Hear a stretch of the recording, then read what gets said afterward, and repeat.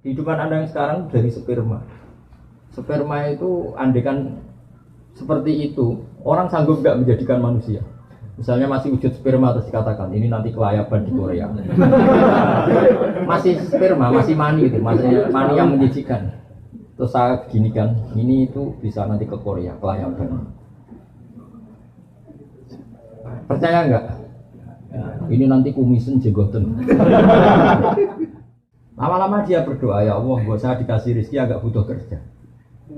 Tahu-tahu masuk pasar dicurigai jadi maling. Entah apa sebabnya, pokoknya dituduh jadi maling. Di penjara. Penjara tiap hari ada orang cuma makan. Terus, ya Allah, kenapa jadi begini? Bukankah kamu minta rezeki tanpa kerja? Ya LP itu. Jadi intinya betapa manusia itu tidak usah ngatur Allah. Gunawan tuh manusia ada gunanya. Iya kan? Orang kaya jutawan kan itu. Tukang pewarta hartawan. Tukang ada gunanya. Karena seninya hidup itu ngadepi apa? Masalah. Belum masalah. Jadi kalau ingin diselesaikan berarti Anda pecundang. Saja. Dinikmati apa? Karena sebetulnya kalau dinikmati ya baik-baik saja.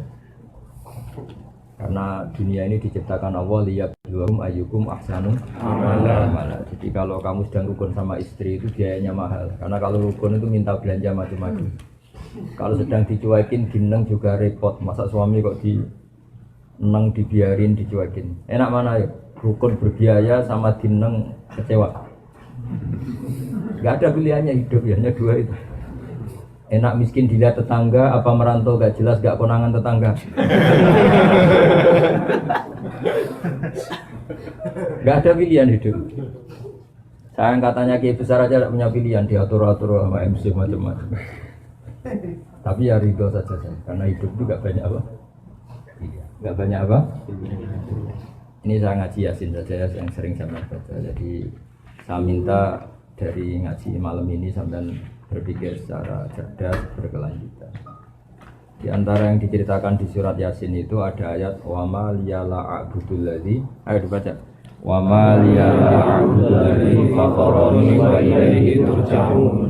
Jadi bagaimana mungkin saya tidak menyembah Zat yang menciptakan kami, yang mengatur segala kebutuhan kami, yang mengatur semua sistem yang terkait kepada kami.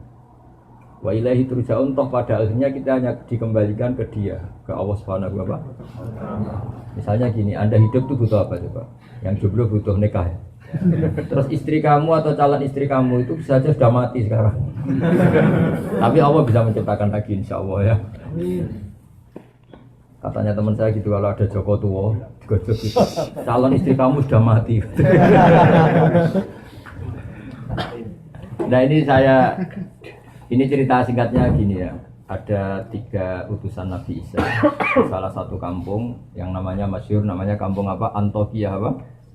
Antioquia. Intinya kaum ini semuanya enggak iman sama Allah, ateisme.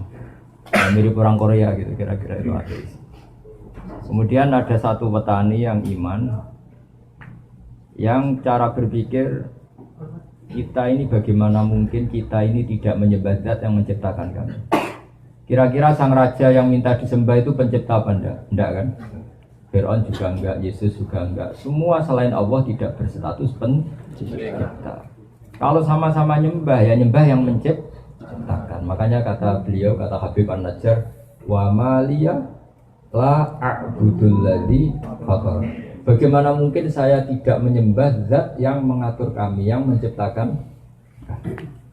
Artinya satu kelaziman.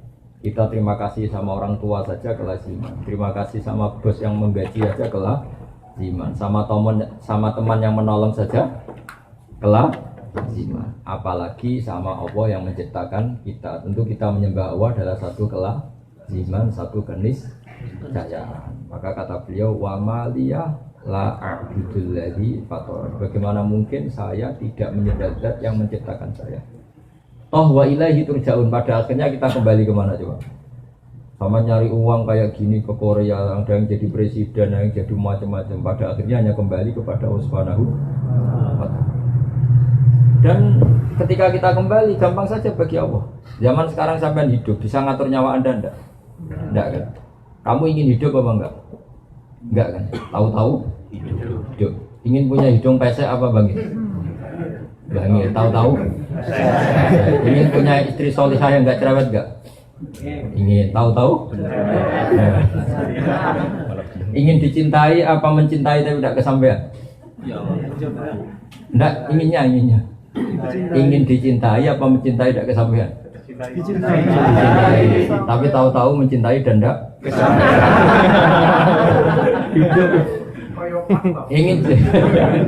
ingin jadi bos apa jadi buruh? Bos. Tahu-tahu tidak bos. Ya ada bilang buruh. Tahu-tahu tidak bos. Jadi hidup ini tahu-tahu. Nah karena tahu-tahu itu ya menyembah zat yang super tahu.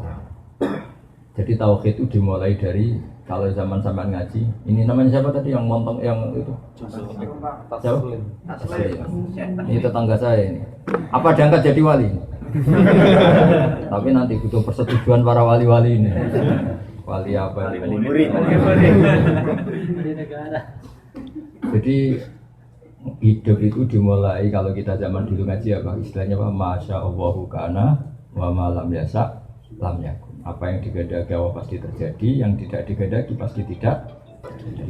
Ini penting sebagai tauhid. Sehingga sampai mengalami apa saja, cinta ada kesampaian, kaya ada kesampaian, apa saja ada kesampaian. Sampean yang syukur saja. Karena andaikan kesampaian punya istri itu ya tidak mesti maslahat. Kesampaian jadi orang kaya tidak mesti maslahat. Yang mesti maslahat adalah kesampaian ditakdir sujud sama Allah Subhanahu wa taala. Yang bisa mensurgakan Anda itu sujud sama Allah apa jadi orang kaya? Sujud sama Allah. Yang mensurgakan Anda itu istri Anda atau amal Anda sendiri? Amal. Bahkan gara-gara istri banyak orang jadi koruptor kan? Karena istrinya shopping terus yang cowoknya korupsi. Jadi barokahnya jomblo-jomblo gini ya banyak masalah. Masalahnya di jomblo itu. Tapi yang penting syarat utama jadi orang baik itu satu, janggal atau iskal atau tidak memahami satu kesalahan. Jadi satu kesalahan itu harus gak difahami, tapi satu kebenaran harus difahami. Satu kesalahan itu gak bisa difahami, misalnya maling atau mencuri, itu kan gak bisa difahami oleh akal sehat. Orang nyari uang susah-susah, kita tinggal mengambil atau mencuri, itu kan sesuatu yang gak bisa difahami. Gak bisa difahami. Istrinya orang digauli orang lain itu nggak bisa dipahami. Jadi ciri utama maksiat itu sesuatu yang nggak bisa dipahami. Makanya bahasa Arabnya maksiat apa? Mungkar. Mungkar dari kata apa? Diingkari. Diingkari apa? Tidak bisa dipahami. Ya namanya barang maksiat apa bahasa lainnya? Mungkar. Makanya dalam Islam disebut amar ma'ruf nahi itu mencegah. Karena mungkar itu nggak bisa dipahami. Yang namanya istri boleh digauli ya diakatkan. Yang akatkan siapa? Ya walinya. Wali itu yang punya otoritas. Nah ini nggak nikah, nggak apa langsung digaulin. Itu sesuatu yang nggak bisa di. Nah, kebalikannya mungkar itu ma'ruf. Ma'ruf itu sesuatu yang dikenal dari kata arofa, ya'rifu, terus irfanan atau urfan. Mana apa? Ma'rufun dipahami. Kamu kerja demi anak istri bisa dipahami. Tapi kalau kerja demi temuan baru, kantor cabang katanya teman-teman tadi, itu susah dipahami. Tidak usah dijelasin detail-detail banyak yang tersinggung. Tapi ini saya, ya namanya ngaji itu kan membenahi yang salah. Jadi ingat ya, tak latih bahasa Arab yang gampang-gampang saja. Jangan sampai salah tasrif nanti. Supaya latihan apa? Kafara yukafiru apa? Takfiran.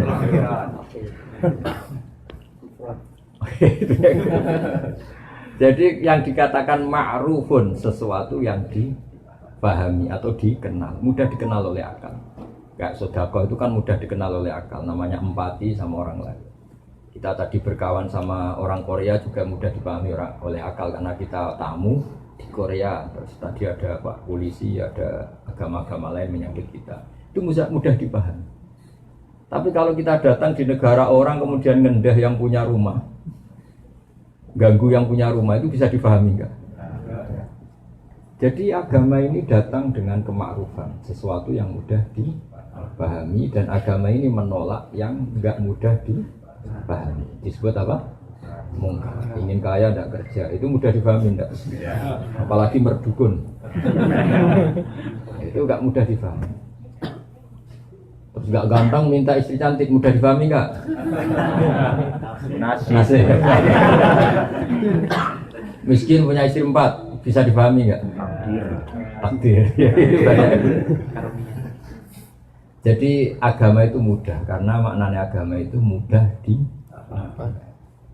Nah, dalam pertemuan ini supaya tidak banyak yang tersinggung, pasti semuanya sepakat. Kita ngomong tauhid saja, karena kalau ngomong sosial itu banyak yang tersinggung.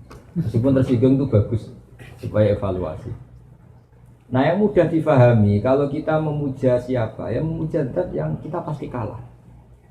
Yang kita pasti kalah itu siapa? Ya hanya Allah Subhanahu wa Ta'ala. Kita sama benda patung yang kita bikin sendiri, kalau kita mau memecahkan ya bisa memecahkan. Di gudang saja sudah kita menyembah matahari, kita punya akal. Matahari apapun hebatnya tidak punya akal. Apapun hebatnya matahari, bisa kerja di pabrik enggak? Bisa bikin robot enggak? Bisa enggak dengan BPKB enggak? Enggak bisa. Apapun hebatnya matahari, bumi itu enggak punya akal. Kita punya. Logis enggak orang yang punya akal, makhluk yang punya akal kemudian tunduk menyembah yang tidak punya akal? Bisa difahami enggak? Tidak bisa. Menyembah Yesus. Yesus itu manusia yang lahir di bumi. Menyembah Tuhan yang hakikatnya ada Tuhan, bisa difahami enggak? Yang mudah difahami dan pasti terpahami adalah menyembah zat sing menciptakan kami, yang menciptakan langit bumi, yang membuat air, membuat oksigen, membuat apa saja sebagai keperluan kita. Kemudian setelah kita mati juga kembali ke Dia. Zaman kita hidup, coba ketika Anda hidup, tahu nggak sistem saraf Anda, sistem jantung Anda, sistem paru-paru Anda, sistem kebutuhan oksigen Anda? Kan tidak tahu. Kalaupun tahu, Anda tidak penciptanya. Kayak ilmuwan-ilmuwan barat mengklaim tahu, tapi apa mereka pencipta? Anda kan? Tahu-tahu ada oksigen, terus oksigen dianalisis. Ini mengandung ini, jantung butuh ini, paru-paru butuh ini. Tapi itu semua ciptaan Allah apa ciptaan mereka? Ciptaan.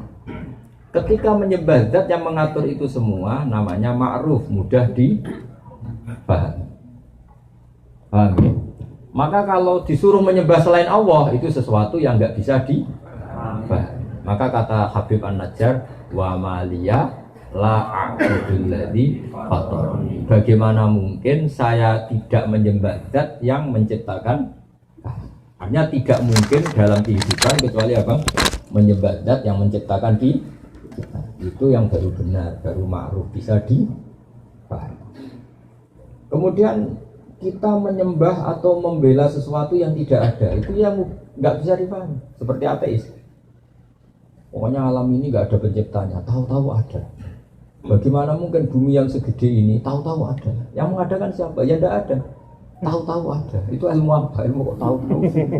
Seperti sampean tahu-tahu di Korea. Ya mesti ada brokernya dulu. Ada punya utang banyak dulu. Kalau nggak punya utang ya, kalau nggak punya utang banyak ada khayalnya yang banyak. Kayak jadi orang terkaya di kampung. Kalau merantau di kampung kan dibully tetangga-tangga. Gayanya gitu kok jualan sate. Tapi kalau sudah di perantauan kan nggak ada yang bully. Itu doanya pertama ya Allah jangan ada tetangga saya kesini sudah kaya. Itu doa orang pecundang kan mesti seperti itu. Tapi ya nggak apa-apa, Allah yang nerima doa itu. Tapi tidak harus mengabulkan ya. Didengar saja tapi tidak harus. Saya ulang lagi ya. Kemudian ada teori misalnya ateisme, orang yang nggak mengakui eksistensi Tuhan. Tuhan itu apa? Kalau nggak punya uang ya mati, nggak makan ya mati. Mereka nggak mikir, memangnya kalau punya uang nggak mati? Yang punya uang mati nggak? Mati. Lalu mati dan hidup itu karena uang apa karena Allah? Karena Allah. Yang menentukan hidup kita ya Allah, yang mematikan juga. Kalau begitu nyembahnya ke Allah apa ke siapa? Ke Allah. Makanya wa ilaihi dan hanya kepada Allah kita semua dikembalikan. Jadi Anda mengelatih tauhid, syaratnya tauhid itu harus ma'ruf. Ma'ruf itu dikenal. Sehingga kalau zaman-zaman ngaji dulu di kiai-kiai, pertama kewajiban seorang manusia apa? Ma'rifatullah, mengenali. Mengenali Allah itu gampang sekali karena Allah itu az-zahir, mudah difahami. Kenapa mudah? Karena tadi kalau ada ciptaan, misalnya ada mobil Hyundai, pasti ada pencipta. Masa tahu-tahu ada sistem teknologi yang bernama Hyundai, kalau ditanya ini dari mana? Tidak tahu. Tahu-tahu ada. Yang menciptakan apa? Ketiadaan. Malah bareng. Bumi yang menciptakan apa? Ketiadaan. Ketiadaan itu apa? Sesuatu yang nggak ada. Fungsinya apa? Yang nggak ada itu bisa mengadakan. Wong nggak ada kok mengadakan, ini kan saraf berat. Gendeng berat. Jadi agama itu datang dengan ma'ruf, ma'arofaul aklu, sesuatu yang dibenarkan oleh akal, dan menolak mungkar, sesuatu yang diingkari oleh akal. Makanya disebut amar ma'ruf. Jadi jangan hanya ngomong saja, dipraktekkan, terutama dalam bab tauhid. Seorang lagi dipraktekkan dalam bab apa? Tauhid. Makanya saya berkali-kali bilang kalau ada tetangga saya mati, Bu ini tidak usah susah, suami Anda mati. Mati itu dalam bahasa ulama dulu sampai sekarang juga bahasa masyarakat. Mati itu dicabut nyawanya. Enggak ada orang yang bilang mati itu dibunuh nyawanya. Ada enggak yang bilang gitu? Enggak ada. Mati itu ibarat apa? Jasad yang wadak, yang jismani, yang fisik, yang profan, rohnya diambil. Tapi roh sendiri enggak bisa mati. Sehingga kalau sampai nanti rohnya diambil, tapi insya Allah tidak sekarang, saya juga nggak ingin sekarang. Ya aja, setelah kaya apa setelah mapan? Apa setelah lunas utangnya? Milih. Apa setelah punya kantor cabang 4 tadi ya, nunggu apa? Setelah menikah. Masa setelah nikah langsung mati?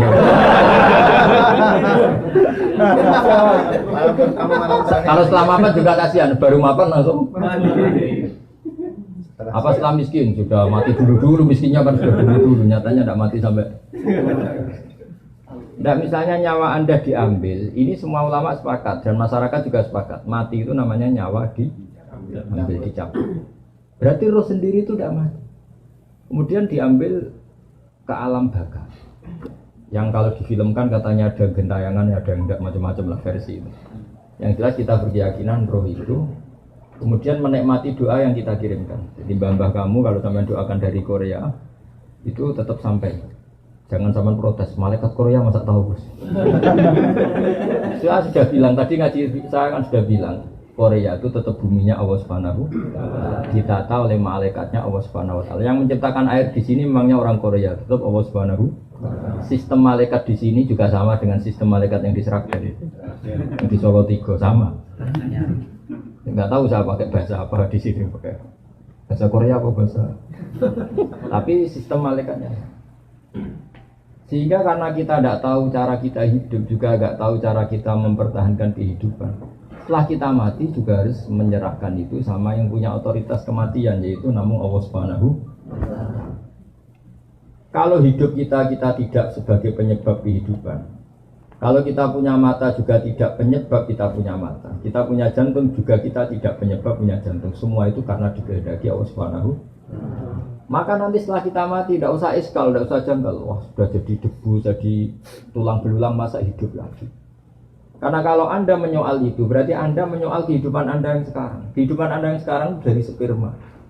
Sperma itu andekan seperti itu, orang sanggup nggak menjadikan manusia?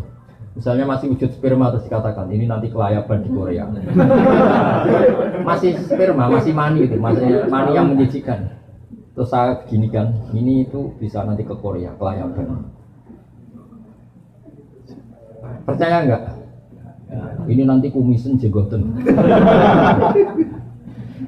Nggak percaya. Tapi nyata jadi manusia yang banyak pola, banyak ulah, banyak masalah. Semoga akhirnya juga tobat. Sama. Andai kan biji asem, kalau orang Jawa bilang tungsu, kalau orang Salatiga bilang apa? Kalau orang Cirebon apa yang beda daerah? Yang biji asem itu? Kelingsi. Apa? Kelingsi ya tuh. Kalau orang daerah saya kelungsu. Itu kata ulama-ulama kalau mencontohkan itu. Andai kan belum pernah terjadi. Ini saya melatih tauhid ya karena Anda di negara yang harus berpegangan sama tauhid. Andaikan kelungsu atau kelingsi tadi belum pernah terjadi menjadi pohon asam besar yang kemudian bercabang punya buah banyak. Terus ada orang bilang ini itu bisa jadi pohon besar yang kalau ditabrak tronton itu supirnya mati, yang kalau ditabrak mobil atau bis supirnya mati. Masa? Iya. Kira-kira orang percaya enggak? Kan enggak, karena belum tahu buktinya. Setelah sama Allah diciptakan jadi asam kecil kemudian pohon besar, orang baru bilang oh iya ternyata iya. Pertanyaannya begini, ketika ternyata iya jadi pohon besar, manusia ikut memberi kontribusi enggak? Enggak kan? Ditanam di buminya Allah, dirawat oleh kekuasaan. Tapi manusia bilang, wah pohon kelungsu tadi, biji kelungsu jadi pohon asam besar itu mungkin. Mengatakan mungkin karena apa? Menyaksikan ternyata itu terjadi. Sama, harusnya kita mengatakan manusia sekarang yang jadi kelayaban ke Korea itu diciptakan dari mani. Ketika manusia bilang mungkin itu karena melihat nyatanya terjadi, apa karena bisa menciptakan? Karena nyatanya terjadi. Manusia tidak ikut menciptakan. Jadi zaman kita jadi manusia yang banyak masalah seperti ini, jadi orang broken macam-macam, banyak orang ngayal macam-macam. Itu zaman dari mani menjadi manusia ikut menciptakan enggak? Enggak, tapi mengatakan mungkin karena terjadi. Artinya ada terjadi kekuatan besar yang menjadikan mani jadi manusia. Tapi setelah manusia ini jadi tulang belulang, orang-orang kafir mengatakan enggak mungkin dibangkitkan lagi. Karena itu sulit, bagaimana caranya? Di zaman kamu jadi manusia juga gak tahu caranya. Kok kamu percaya? Zaman kita jadi manusia kan gak tahu caranya. Kok nyatanya jadi manusia? Maka setelah jadi tulang belulang pun mungkin jadi orang lagi. Soal kita tidak tahu caranya, mulai dulu kita juga tidak tahu caranya. Kenapa bumi ada, kenapa manusia ada. Maka serahkan sama yang punya cara itu, yaitu Allah Subhanahu wa Ta'ala. Makanya ada ayat apa? Ayo, ini tentang Yasin semua aja. Ayo dibaca bareng-bareng. Awalam yarol insanu anna khalaqnahu min nutfatin fa idza huwa khasimun mubin. Teruskan. Wa darabalana matalan wa nasiya khalqa qala ma yuhyi wa yumiitu. Qul yuhyi alladhi ansha'a awwala marra wa huwa bi kulli khalqin alim. Jadi singkat cerita gini, Wa'il bin As itu orang kafir, ngambil tulang belulang yang sudah membiru. Apa? Sudah apa? Membiru. Yang kata Rasulullah nanti semua manusia dibangkit. Terus tulang yang sudah membiru itu diremes-remes gini. Diremes-remes gini terus disaurkan ke wajahnya Nabi. Apa seperti ini Muhammad nanti bisa jadi manusia lagi, bisa bangkit lagi, padahal sudah jadi tulang belulang yang ketika saya remas saja jadi hancur kayak debu. Terus Allah bilang, awalam yarol insan, bagaimana mungkin manusia yang dulu saya ciptakan dari mani kemudian sekarang jadi ahli debat yang nggak mutu, yaitu kayak tadi siapa tadi yang bilang Asbin Wais. Terus kata Allah mengingatkan, awalam yarol insanu anna khalaqna, terusannya apa?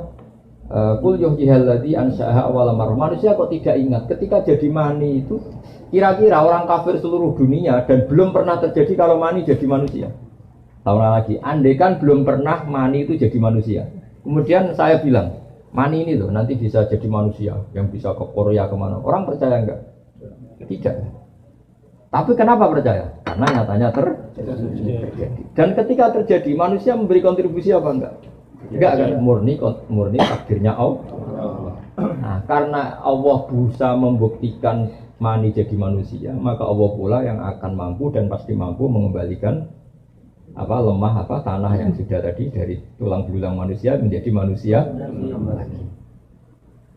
Ketika misalnya kumis dicukur tumbuh lagi, jenggot dicukur, manusia mengatakan mungkin karena apa? Karena terjadi. Tapi apa ikut menciptakan? Tidak. Misalnya orang yang ganteng-ganteng nggak mau jenggotan, tetap saja kalau cowok. Jadi ini menunjukkan bahwa manusia itu sebenarnya di dunia itu hanya disuruh ikrar, disuruh ngakui, disuruh bersaksi. Makanya ada kalimat asyhadu alla ilaha illallah. Bisanya kita hanya bersaksi, saya bersaksi. Karena kita tidak bisa menciptakan, bisanya hanya saya bersaksi. Paham ya? Makanya dilatih apa tadi? Qul yuhyihal ladzi ansha'a awwala marrah. Jadi kalau sampean ingin iman secara benar gimana? Bayangkan pertama kali manusia diciptakan. Misalnya dari bumi masa jadi manusia lagi, kan tulang belulang sudah jadi bumi. Memangnya Nabi Adam diciptakan dari apa coba? Dari bumi. Itu Allah mampu. Dan uniknya lagi, saya sering kalau ngaji di Jogja, Nabi Adam itu makhluk paling komplit. Coba kalau ada orang nggak percaya hari kebangkitan, itu saking gobloknya orang. Menurut saya hari kebangkitan itu masih seru manusia yang sekarang, yang kayak sampean-sampean. Loh kok enggak gimana? Hari kebangkitan kan materinya sudah ada, saya ulang lagi materinya. Seperti gen sampean kan sudah ada, DNA sampean ada DNA Sragen, Tuban, Boyolali, Mataram, macam-macam. Materi kita meskipun tanam di tanah kan materinya sudah ada, portofolionya sudah ada, sistemnya sudah ada, DNA-nya sudah ada. Panitia malaikat yang bikin lebih gampang. Tapi zaman Allah menciptakan Nabi Adam, semua gen anak turun Nabi Adam itu ada di dia sampai hari kiamat. Allah harus bikin sistem di tubuh Nabi Adam. Sistem apa? Cadangan atau mani atau apalah istilahnya. Yang nanti itu cukup sampai kiamat. Coba susahnya kayak apa? Artinya di Nabi Adam kan diciptakan satu sistem di punggungnya. Kemudian sistem itu dipersiapkan untuk sampai kiamat. Lebih sulit kan? Nabi Adam satu orang. Dia kawin, kemudian jadi Qabil, Habil, Iklimah, Labuda, kawin lagi itu sampai jadi orang kayak sampean. Itu dulu dari master yang bernama siapa? Ya. Coba nitipkan tubuh sampean tok ini harus dibikin keriting, pesek, punya jantung.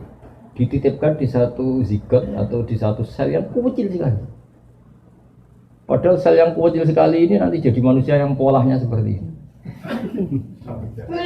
Dan ketika sampean misalnya calon punya anak 5, berarti ada anak 5 yang di punggung sampean. Dan ini disiapkan sel yang jadi anak sampean 5. 5 ini per sel disiapkan ada matanya, ada kupingnya, semuanya lengkap. Ada organ dalamnya, ada organ luarnya, ada organ yang tumbuh terus kayak kuku, kayak apa, jenggot, macam-macam. Kenapa itu enggak kita akui sebagai reputasi Allah kalau Allah itu ala kulli syai'in qadir. Allah mampu melakukan apa saja. Terus kenapa kita menyoal hanya karena orang sudah mati, kemudian kita menyoal bagaimana mungkin ini bangkit kembali. Lah kamu lahir dari mani, dari tanah, kok tidak kamu ingkari? Harusnya pengingkar-pengingkar itu juga mengatakan wujud ini khayal belaka karena hakikatnya enggak mungkin. Ya kan?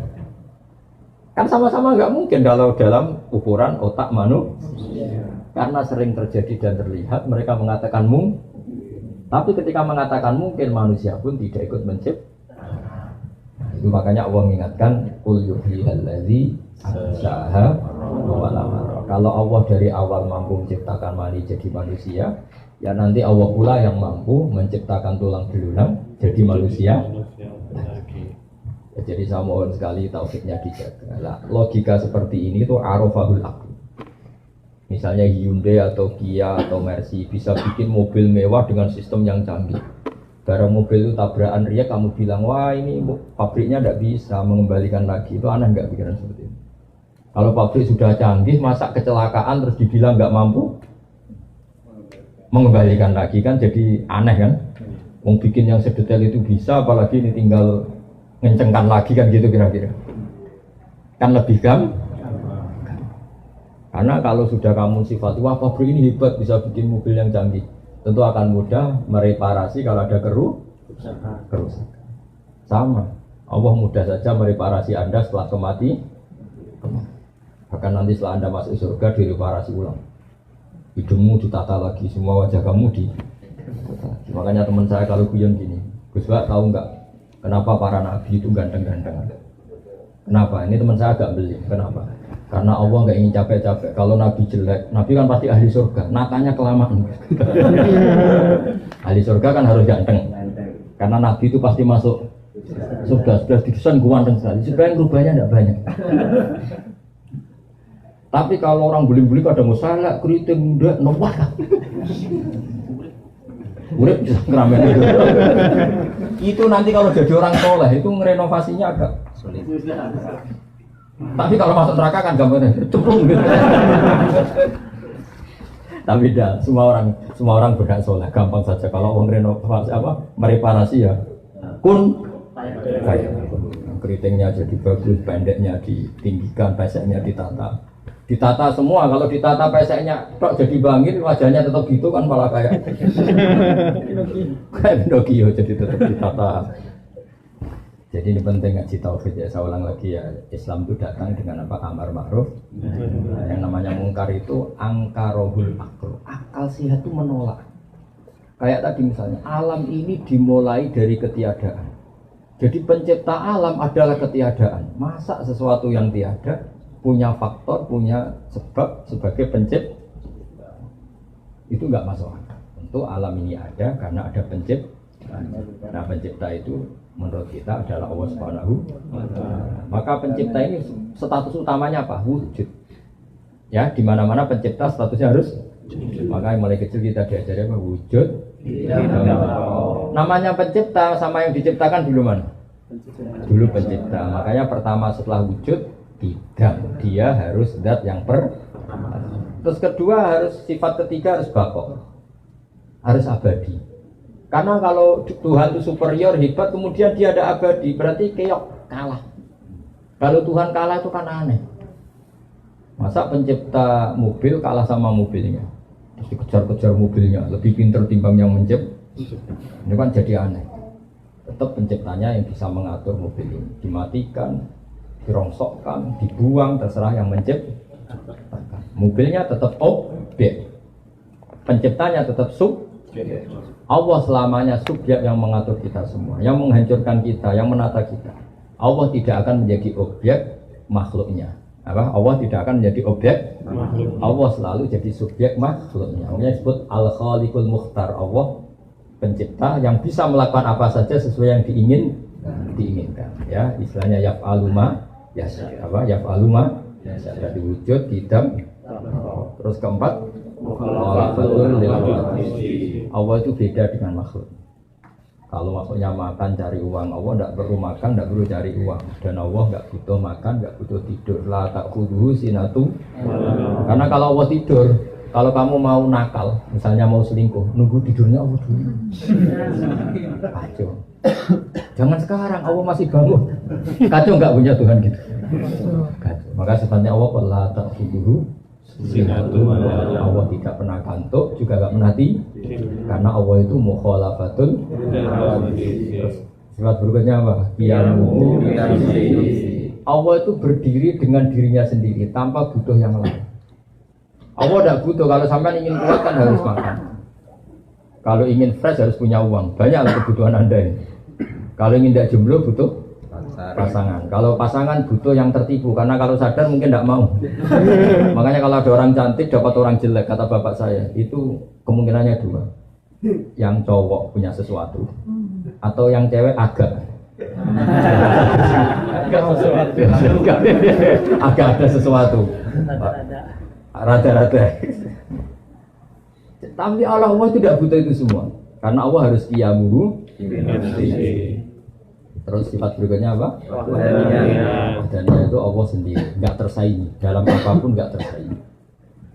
Apapun kekasihnya Allah terhadap Nabi Muhammad, apapun sayangnya Allah pada Nabi Muhammad, tetap Nabi Muhammad adalah abduhu wa rasuluh. Karena Nabi ya bisa meninggal, kalau nggak makan ya lapar, kalau saatnya datang ajal ya meninggal.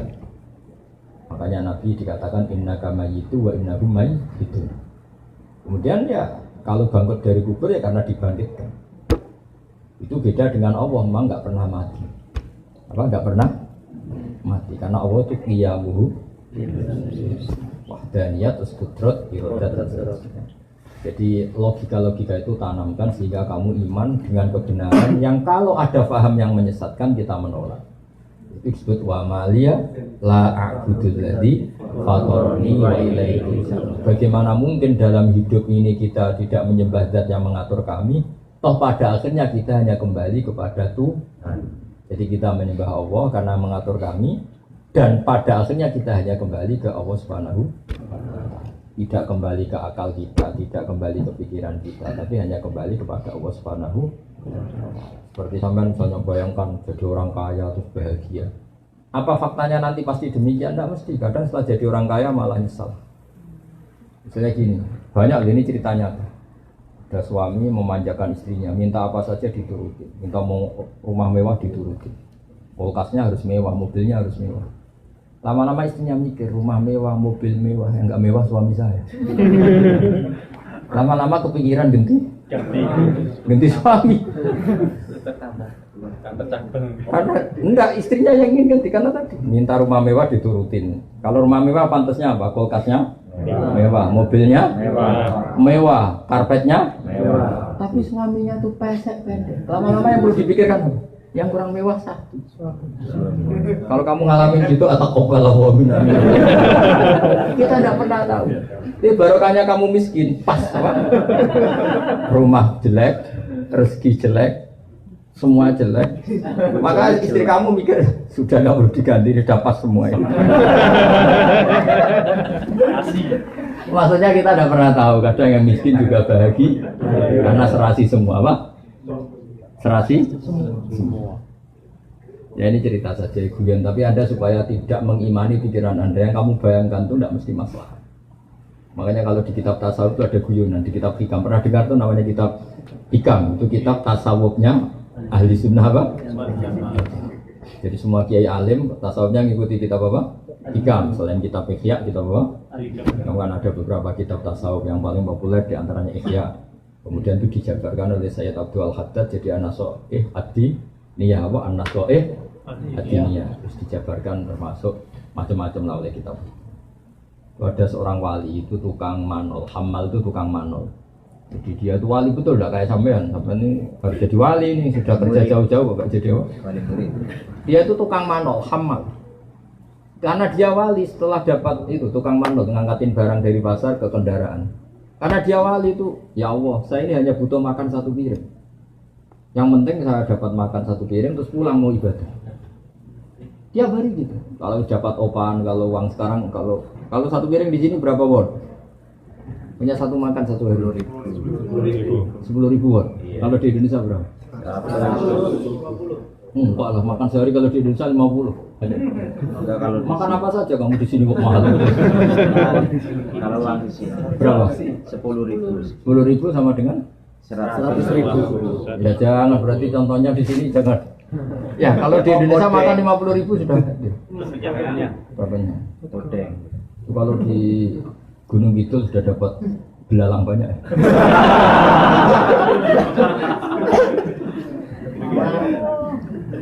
Dia tuh enggak, kalau sudah hamal tadi, kalau sudah dapat upah 10.000 ya dia pulang yang penting bisa makan, apa?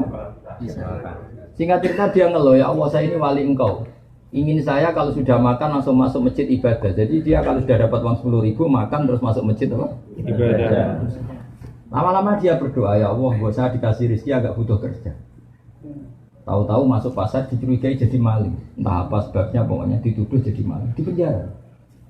Penjara tiap hari ada orang cuma makan. Terus, ya Allah, kenapa jadi begini? Bukankah kamu minta rezeki tanpa kerja? Ya LP itu. Jadi intinya betapa manusia itu tidak usah ngatur Allah. Karena ada wali yang minta rezeki tanpa kerja sama Allah dijawab LP kan rezeki. Akhirnya ya Allah kok jadinya gitu. Bukankah Anda minta rezeki tanpa kerja? Makanya kalau doa itu hati-hati. Doa itu apalagi berdoa ya Allah semoga dapat pasangan yang sesuai sama orang miskin tidak kaya ya. Sudah miskin tidak kaya jelek yang sesuai apa? Ya jelek ya makanya tidak usah doa gitu. Sudah berdoa ya Allah berikan jodoh yang maslahat untuk saya. Tidak usah nyifati. Karena kalau nyifati tadi kayak tadi minta rezeki tanpa di luar dugaan ternyata jawabannya apa? LP. Ya saya kira demikian, penting taufiknya ditata ya. Qul yuhiyal ladzi anshaha marrah. Assalamualaikum warahmatullahi wabarakatuh. Dah, katanya mau makan bersama, kopi bersama. Yang tanya ada? Relax aja kok sambil. Nggak ada usah sambil, relax aja kayak zaman di pondok. Kalau tanya problem nggak boleh. Itu paket hidup ya. Coba setelah jadi presiden ngeluh nggak karena banyak rivalnya, banyak kroninya minta jadi menteri, bingung nggak? Bingung kan? Yang nggak suka demo, yang suka minta jadi menteri. Pusing. Ya gimana? Assalamualaikum warahmatullahi wabarakatuh. Ya saya mau sedikit bertanya antara kalimat sedikit aja ya.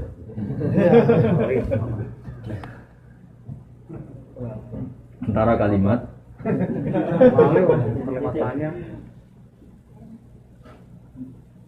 silaturahmi dan silaturahim itu yang benar yang mana? Yang benar ya nggak salah. Apakah itu benar semua? Benar semua aja gampang ya. Ya, seperti itu. Kalau bahasa Arab itu pakai mik apa enggak? Enggak usah. Pakai Ini. Bahasa Arab itu bisa dengan berbeda dengan bahasa Jawa. Tapi kalau tasrifan tetap sama ya. Jadi bahasa Arab itu kadang orang bilang silaturahim, rahim itu dari kata isim fa'il ya. Jadi menyambung orang yang perlu kamu sambung karena ada cinta kasih, rahim. Kadang bilang rohima yarhamu rohman, menyambung kasih sayang. Jadi kalau orang, pokoknya bahasa itu benar semua. Ya, bahasa itu benar semua. Karena kan kalau di Jawa itu bahasa Arab agak-agak dijawakan. Misalnya kalau sepakat itu dari kata muwafaqah, cocok. Orang Arab bilang apa? Mufakat. Ya apa? Mufakat.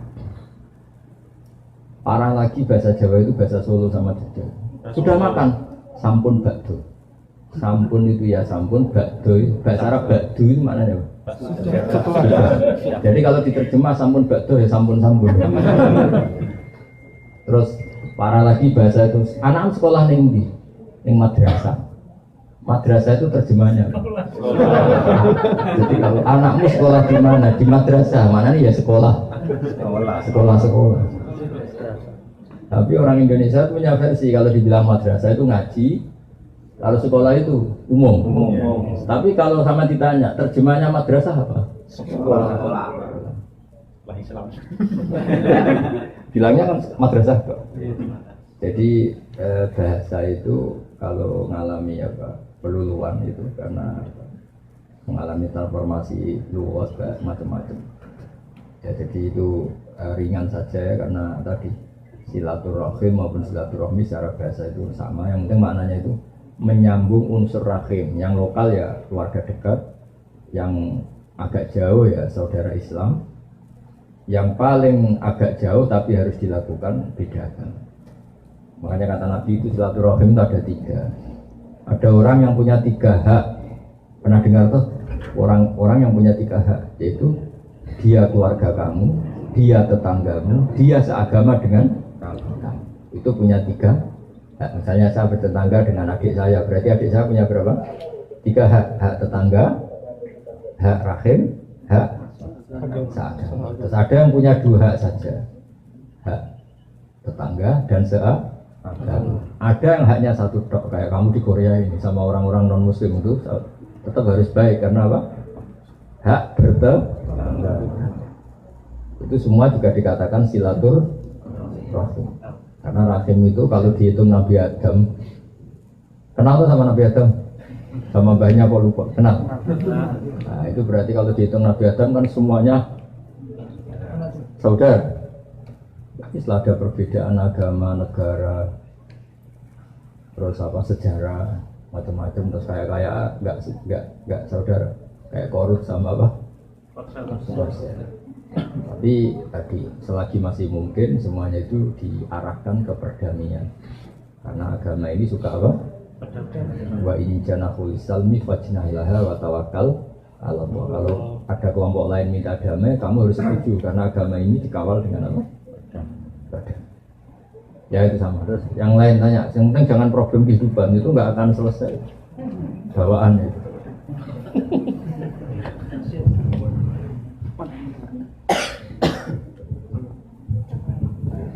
Assalamualaikum warahmatullahi wabarakatuh.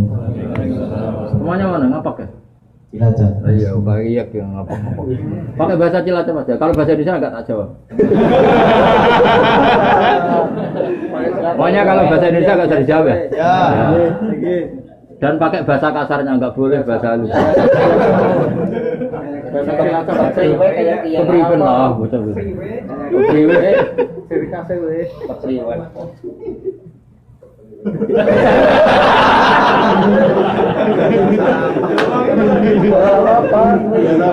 Biasa baik. Kalau nggak apa-apa, anggap saja tanya sama ini loh, nggak tanya sama.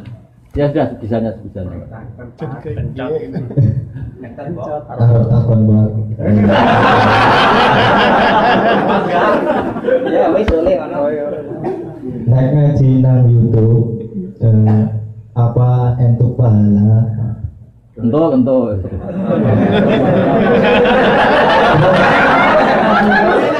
Apa sanatnya bisa nyambung? Bisa. Sanat itu gini loh ya. Saya sering dapat pertanyaan sama dari Cilacap. Siapa namanya? Gunawan. Oh bagus. Gunawan tuh manusia ada gunanya. Iya kan? Orang kaya jutawan kan gitu. Tukang pewarta hartawan. Tukang ada gunanya. Maka kalau nyuruh sama ini gunanya banyak. Ya semua yang nyuruh pakai ini aja. Pasti gunanya banyak. Jadi orang kalau kaya jutawan, pewarta wartawan. Ya. Kalau orang kelayaban bisa tawan wisata, tukang kelayaban kan. Jadi apa? Tawan. Kalau banyak gunanya, kalau banyak masalah. Begini ya, jadi ngaji saya di YouTube itu dari awal sudah saya ikhlaskan lillahi ta'ala, dan otomatis secara sanad itu tersambung. Yang ada syarat ketat itu kalau mau jadi mufti. Ya jadi apa? Mufti itu orang yang punya otoritas menghukumi halal haram, syarat tidak sahnya sholat atau syarat sah tidaknya nikah itu nggak boleh hanya sekedar ngaji di YouTube. Tapi kalau syarat ingin tahu kebaikan sudah cukup. Karena kebaikan itu ma'ruf, mudah dikenal oleh Jadi kalau syarat-syarat yang ketat harus ketemu gurunya, ngaji lama, terus akhlaknya harus baik, hafal Quran, hafal hadis, itu syarat untuk mufti, ya Pak? Mufti itu begini loh, fatwa sesuatu yang jelimet itu namanya mufti. Kalau sampean kan nggak perlu seperti itu. Makanya dengar ngaji saya yang bisa dilakukan, yang nggak ditunda itu sudah selesai. Dan potongannya ya nunda semua. Misalnya saya ngaji, wajib gak orang nyaur utang? Ya jawab. Wajib. Tahu toh? Ditunda apa langsung? Tunda.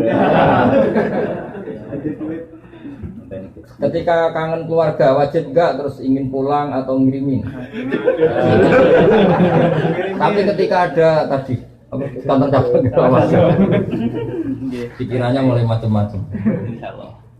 Nah, kenapa kalau mufti syaratnya ketat? Karena mufti itu akan menimbang hukum yang kayak iya kayak tidak. Itu harus orang alim, nggak boleh hanya lewat YouTube.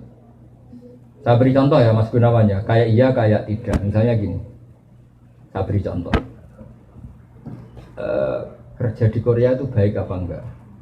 Kalau melihat sisi jauh dari keluarga agak baik. Tapi apa artinya deket tapi enek? Enek itu raine ketok terus rezekine ora tau ketok. Itu namanya enek. Jauh tapi gak enek karena weselnya kirimannya banyak.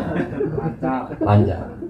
Nah kalau istri kamu rata-rata nelpon kangen orangnya apa kangen kiriman? Kiriman. Nah itu kan terus ketika ada orang tanya baik mana merantau sama di rumah itu pas itu cuma itu hukum sosial, tapi seorang mufti pasti gampang kayak iya kayak tidak. Nah itu butuh orang alim yang ngajinya tenanan. Tapi kalau hukumnya suami istri sebaiknya apa ya rukun, itu kan nggak perlu mufti, pasti iya gitu apa? Pasti iya. Jadi saya jawab ya, jadi kalau ngaji lewat YouTube itu sudah sah.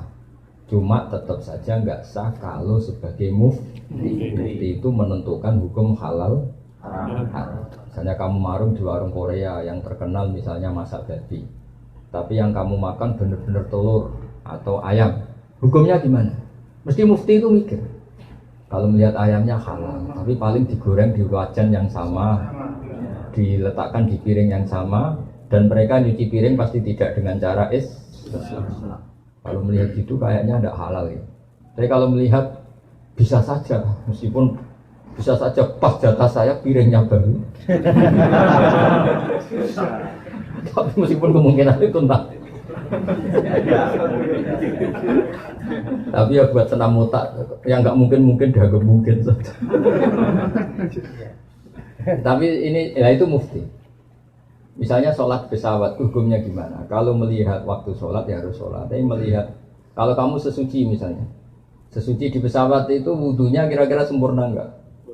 Buatan kan? Kalau sempurna dimarahin awak kabin. Setelah wudhu tidak sempurna kira-kira tetap wajib sholat apa enggak? Mesti jawaban pertama wajib. Lalu sholat ini namanya apa? Sholat dihormatin waktu, hanya menghormati waktu. Tapi nanti setelah di kos-kosan atau di Korea harus dikodoi. Tapi ketika wajib ngodoi melihat wajah-wajah gini, wah sholat aja sudah menguntungkan, disuruh wajib ngodoi. Muftinya ngeper lagi. Karena wajah-wajah kayak sampean tuh semua mufti pasti ngeper. Ini sholat fardu aja abot, apalagi disuruh kodok. Hanya kalau ditanya, hukumnya gimana Gus? Wajib sholat. Wajib ngulang enggak? Kamu enggak. Terus ada lagi orang tanya saya ini, orang nggak pernah sholat sampai 10 tahun. Setelah tobat tanya, saya wajib kodok nggak Gus?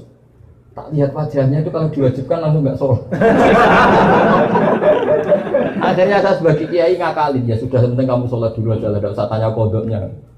Setelah setahun datang lagi, sudah tahu nikmatnya apa? Sholat. Gus caranya kodok gimana? Sudah nggak tanya kodok wajib enggak? Caranya kodok gimana?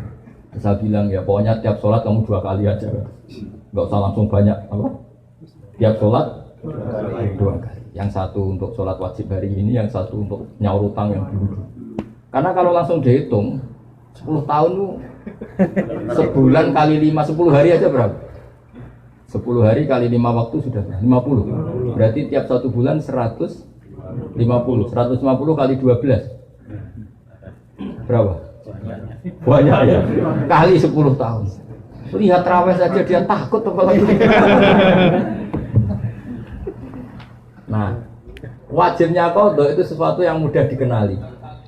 Tapi ngitung loyalitas orang pada agama. Rai-rai gini, rai-rai tobat musiman gini. Kalau langsung diwajibkan itu malah apa bahaya. Bahaya. Makanya bilang ya sudah sholat dulu aja. Katanya kiai harus ngodok ikut 10 tahun sudah, saya sholat dulu aja, tidak usah tanya itu. Makanya dulu tuh ada cerita unik, ini guyonan saya sebagai penghormatan pada Korea palsu ini ya. Ada kiai itu kan rata-rata anaknya cantik. Kalau anaknya tidak pati cantik, ya rapati kiai. Kiai betul itu rata-rata anaknya cantik. Karena istrinya rata-rata ya cantik. Kalau kiai istrinya jelek ya agak musibah. Tapi bisa bikin kantor cabang kan? Ini provokator itu. Apa pengesahan apa? Pakai kartu apa? Enggak, kantornya aja. Dia mengistilahkan istri kedua itu. Singkat cerita itu anaknya itu cantik. Ya dulu itu enggak ada akses ke dalam kecuali harus jualan apa? Air. Jadi ada orang santri itu agak nakal dia. Ingin tahu ningnya kalau dalam bahasa pondok itu nih. Taman karena saya yakin semua yang ngaji saya di sini itu masih ada sisa-sisa santri. Karena orang Indonesia hebatnya gitu, kecilnya mesti dolanan di musola, nguyai di musola, ya kan? Baiknya orang Indonesia kan? Iya kan? Karena rata-rata kita pas kecil itu kan nyon sewu miskin, yang ada jeding itu di musola. Sekarang keluarnya tamer-tamer di Indonesia ke saya gitu, semenjak masjid bagus, kamar mandinya bagus. Kadang orang mau ke masjid itu bukan karena ingin jamaah, kudu ngising di rumah lari ke masjid. Ya kan sekarang banyak enggak? Banyak karena kamar mandi masjid lebih bagus. Yang parah kalau mau tidur Kang Ali, di rumah enggak ada AC, enggak ada kipas angin. Kalau ngantuk ke masjid. Kipasnya dinyalin. Di daerah kamu ya gitu. Di sini. Di kos-kosan nggak ada kipas, di sini masjid ada. Ada sih, malah sih di sini. Itu mau itikaf kok mau nikmati hidup? Nikmati hidup. Ya alhamdulillah kok Allah nggak apa-apa lah. Dekat masjid sudah baik. Meskipun niatnya tidak baik, semoga tetap apa? Baik. Singkat cerita dia itu pura-pura jualan apa? Air. Kiainya senangnya begini. Ben baru kayak anakku disenengi banyu murah soalnya. Kiainya wali jadi tahu kelakuan tadi santrinya tadi. Di Barno biarin dapat air murah loyal kan. Lama-lama dibilang gini sama kiai. Kamu senang sama anak saya? Iya Pak ya. Syaratnya kamu harus jamaah di depan 40 hari. Kalau itu selesai, nanti kesini tak nikahkan sama putri saya. Oh semuanya bukan main. Dia jamaah terus di depan. Ini di Masjid Haram, cerita ini di Mekah. Nggak di Seragen, nggak di Solo. Jadi ini cerita kelas internasional, bukan kelas apa? Setelah itu sholat, semangat dia. Ya, syaratnya 40 hari di soft awal. Ya imamnya tentu imam Masjid Haram, nggak masuk imam nggak ini. Kalau di sini nggak jadi wali 40 hari belum jadi wali. Ini di Masjid Haram yang satu sholat sama dengan 1000 sholat. Ya 1000 rakaat. Kalau sholat di sini satu sholat kan benar-benar satu. Kalau di sana lipatannya kan berapa? 10.000. Ada yang bilang pokoknya ribuan, ratusan ribu, terserah ngitungnya sampai 40 hari. Hari ke-40 selesai sama kiainya digandeng santri. Ayo nak pulang ke rumah saya. Tak kawinkan sama anak saya sesuai perjanjian. Itu santrinya marah-marah. Pak Kiai, minyak uang. Sholat diterima dijoli anak jenengan. Enggak bisa. Ternyata dia hari kedua ketiga sudah ikhlas, tidak karena cewek tadi, tidak karena putrinya kita tadi. Ayo nak pulang saya nikahkan sama anak saya karena sudah 40 hari. Pak Yai, kamu menghina saya. Masa sholat nikmatnya seperti itu hanya hasilnya dapat putri jenengan? Enggak bisa. Sholat saya itu balasannya surga, enggak bisa. Enggak mau saya. Dari sholat untuk dapat cewek menjadi sholat nikmati kebenaran. Makanya kalau kamu ingin kaya tak suruh sholat hati. Nanti kalau sudah sering sholat nikmatnya sujud, nikmatnya muasalah sama Allah terus mulai berubah doa. Apa penting kaya apa enggak? Kalau kok masih ingin kaya terus berarti sholatnya masalah. Akhirnya enggak mau malah dikawinkan. Akhirnya kiainya yang merayu-merayu dia. Sudahlah tetap jadi mantu saya karena kiainya kesemsem ingin punya mantu ikhlas. Sekarang gantikan kiainya yang mati-matian ngerayu supaya dia mau jadi menantunya. Karena ingin punya menantu. Bisa dibuktikan ya. Mau nyoba itu.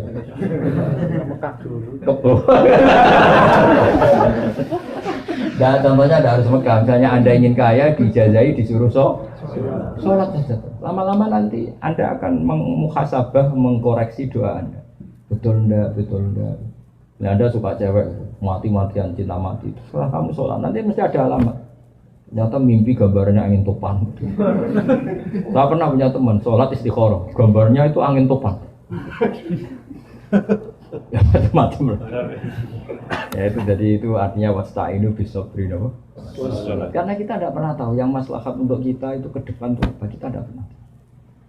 Makanya semuanya kita serahkan pada Allah Subhanahu. Ya, mungkin sampean kalau hidup di Jawa karena tetangga roh kiai kadang rapati senang. Karena kadang jenenge gawan tonggo. Tapi gara-gara di Korea melihat Islam gak hidup malah sampean jadi kiai. Kalau di rumah jadi kiai RT saja nggak ngangkat ya. Tapi kalau di sini langsung kiai internasional. Iya, kalau kiai di Indonesia namanya kiai lokal. Kalau sudah di sini Roisab. Jadi itulah hikmah yang dikersana Allah Subhanahu wa Ta'ala. Makanya berharap semoga keberadaan Anda di sini benar-benar ikut menyebarkan sujud, tauhid, tasbih di dunia. Ya sudah ya, cukup ini. Ada satu lagi. Ya. Sekali lagi ya, sudah. Dari mana ini? Magelang. Oh, Magelang. Nama saya Arifin dari Magelang, Mbak.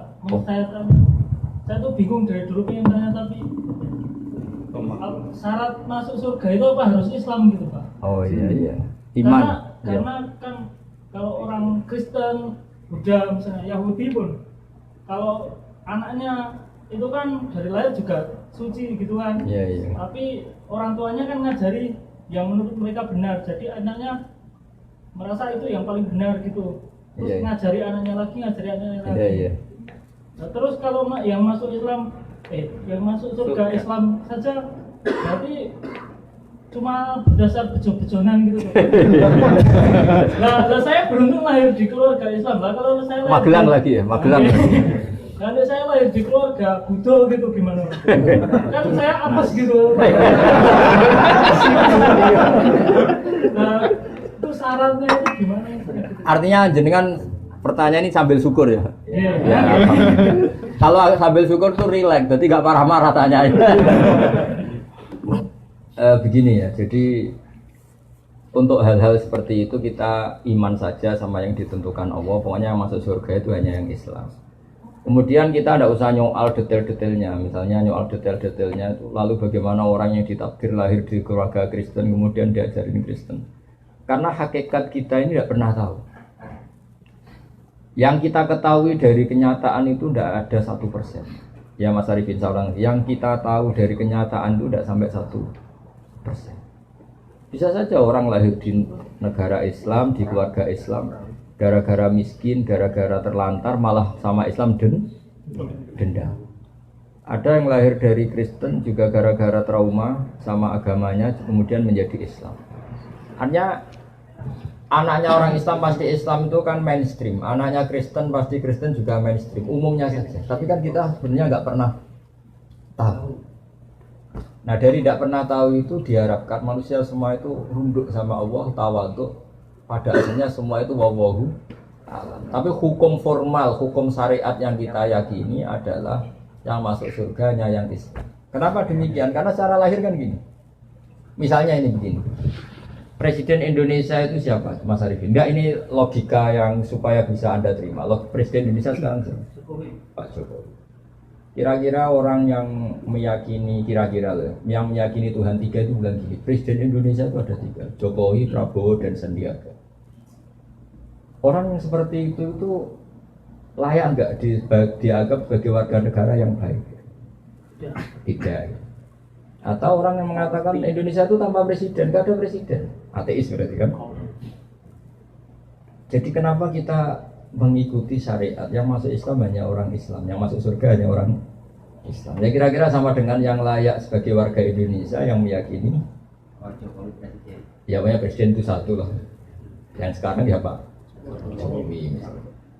Ya Tuhan itu satu, yaitu Allah Subhanahu.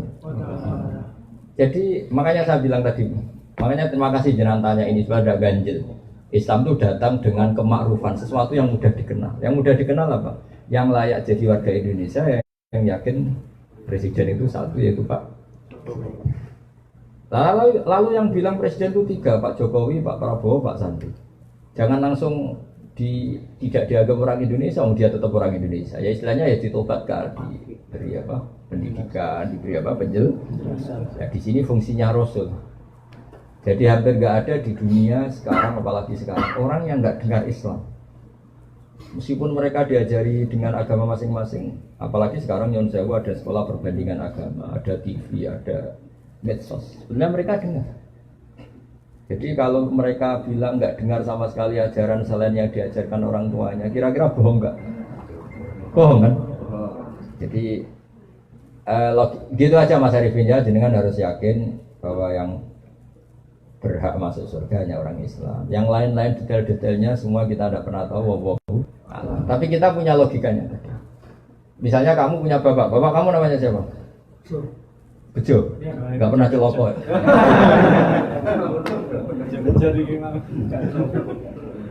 Ya iya, terus adik kamu meyakini Bejo itu enggak bapaknya. Itu mesti anak dulu. Ya kira-kira gitu. Orang yang meyakini Allah tidak Tuhan itu kan kurang ajar sekali. Apalagi yang meyakini Allah itu ada yang setingkat Allah, yaitu ini. Ada yang presiden tandingannya Pak Jokowi ini. Kan ya tidak pantas ya. Tidak pantas itu mungkar, sesuatu yang akal nggak percaya, nggak mau. Ya, jadi saya sudah kali-kali bilang ya, ciri utama agama itu apa? Membenarkan yang ma'ruf, yang mudah dikenal. Yang mudah dikenali apa? Yang pikirannya benar, akidahnya benar, itu yang harus dibenarkan. Dan yang harus dibenarkan itu yang pantas masuk surga. Ya kira-kira. Ya Mas Arifin ya. Bon santai-santai ini katanya Rahmat Amah sudah cukup ini ya. Acaranya apa sekarang? Foto bareng sudah, tinggal ngopi bareng ya. Assalamualaikum warahmatullahi wabarakatuh.